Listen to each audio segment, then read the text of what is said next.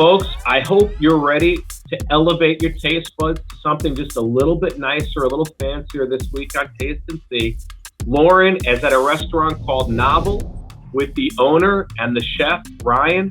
And you have before you, Lauren, what really looks like a meal fit for a queen. And you look very classy today. I didn't class it up. I should have.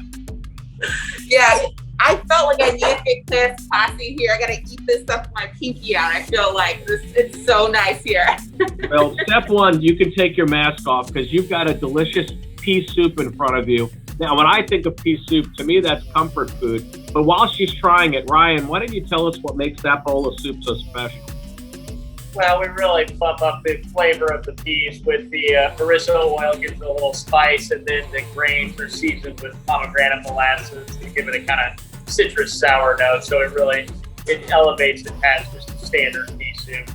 I am not a pea girl, something I never liked when I was a kid. So I would have never gone for the pea soup. But this is delicious. This is so good. It really does elevate the flavor of all the peas. Now, I think it's worth noting for the people watching that your skills go way back before Kansas City. You spent 10 years in New York working at some of the finest kitchens, and then 8 years ago brought your skills to Kansas City. I'm going to ask you about that, but first let me have her move to the pasta dish. Important for people to know you are a scratch kitchen.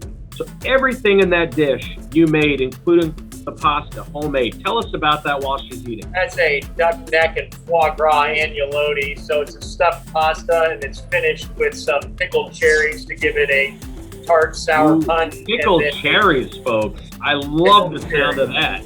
One of the things I love about doing these segments is that I'm always trying flavors that I would have never imagined together, but they come together so perfectly. And I think this is a perfect example of that. I see a huge piece of halibut sitting in front of you. I think you got to give it some love and attention. And tell us about the halibut. You have it flown in fresh. Yeah, it's a wild Alaskan halibut, so they catch it off the coast of Alaska, and that's served with some asparagus and roasted beets with a wasabi tofu sauce. Tastes delicious. Let's go over and look at that dessert, because it turns out your wife is a pastry chef. And the dessert we're looking at today is a pistachio pie with a strawberry whipped cream.